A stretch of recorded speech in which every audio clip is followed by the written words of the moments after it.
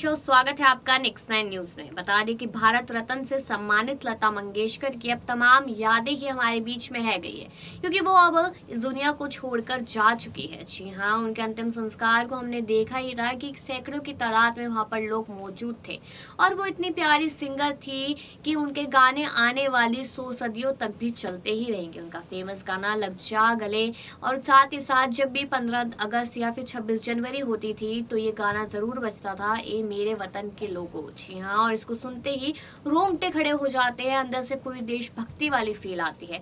लेकिन इस रिपोर्ट में हम यहाँ पर बात कर रहे हैं कि पूरी दुनिया उनकी दीवानी थी, लेकिन स्वर कोकिला जब छोटी थी तो उनके लिए कुछ भविष्यवाणी भी हुई थी। जी हाँ, छोटी थी, पिता को खो दिया था, माता पहले चल बसी थी, उसके बाद बहुत मेहनत की, स्ट्रगल किया, बहनों को संभाला, भाइयों को संभाला, और उसके बाद धीरे धीरे करके इंडस्ट्री की तरफ पैर बढ़ाया तो वहाँ पे भी नाकामी हाथ लगी, रिजेक्शंस हाथ लगे, पतली आवाज की वजह से कमी आ गई, लेकिन वही आवाज ने आज बहुत बड़ा मुकाम हासिल कर रखा है। जी हाँ, लेकिन एक बात ये जरूर थी कि लता मंगेशकर अपने जीवन में कभी भी अपने गाए हुए गाने सुनना नहीं पसंद करती थी, क्योंकि ऐसा होता था तो वो हमेशा उस गाने में भी कमियां निकाल देती थी। वो हमेशा अपनी गलतियां छांटती थी कि मैंने कहाँ पे गलती कर दी है, इसलिए वो अपने गानों को सुनना नापसंद करती थी।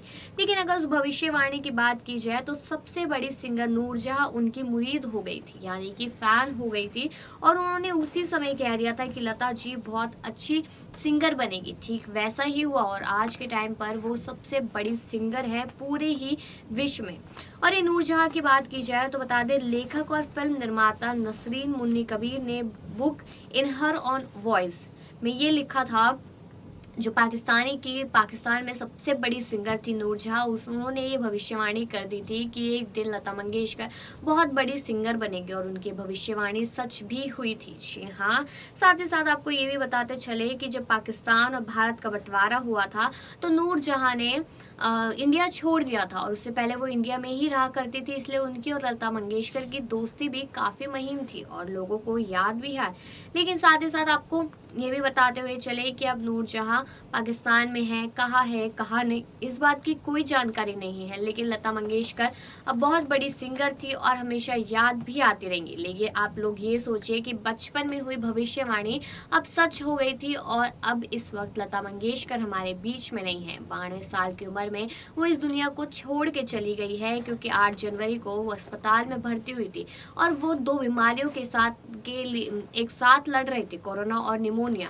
साथ ही साथ जब डॉक्टर्स ने बताया कि अंदर के ऑर्गन्स भी खराब हो गए थे, सांस में भी दिक्कत थी, इतनी सारी बीमारियों के बावजूद भी लता मंगेशकर अपने अंतिम समय तक लगातार लड़ती रही, और उन्होंने एक मुकाम हासिल किया है। वो स्वर्गवास हो चुकी है। लेकिन इस भविष्यवाणी पर आपका क्या कहना है, ये कमेंट सेक्शन में जरूर बताएं, और बाकी खबरों के लिए देखते रहिए नेक्स्ट 9।